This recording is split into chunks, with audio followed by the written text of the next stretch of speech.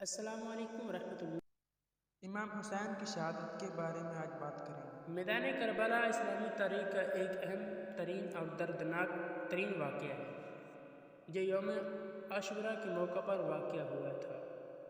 یہ واقعہ 10 محرم الحرام کو 1800 ہجری میں ہوا جب حضرت امام حسین بن علی رضی اللہ اور ان کے 72 ہمراہ اہل بیت اور ان کے دوست اپنے خداؤں کے حق کے لیے میدان کربلا کی سفر کی۔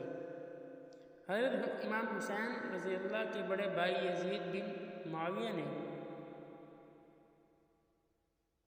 انہیں روانہ کرنے کی مخالفت کی اور کربلا میں انحار کر دی جہاں پانی کے سوا انہیں رہنے کی اجازت نہیں دی گئی۔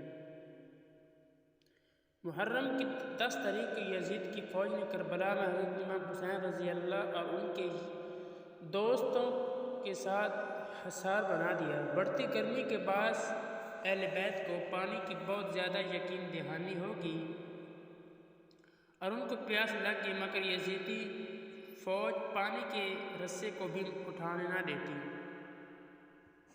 امام حسین رضی اللہ اور ان کے اہل و عیال نے پیاس سے افسوسناک موت کے سامنے مزمل کی طرح مقابلہ کیا۔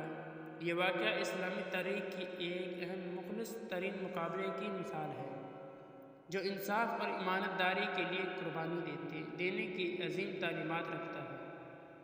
یہ واقعہ مسلمت امت کے لیے ایک اہم سبق فراہم کرتا ہے جس میں اختلافات کے حل کے لیے دل و دماغ کے ساتھ حق کی پیروی کی اہمیت اور جوان نسل کو حسینی اصولوں اور اقتدار کی روشنی میں تربیت کرنے کے پیغامات شامل ہیں۔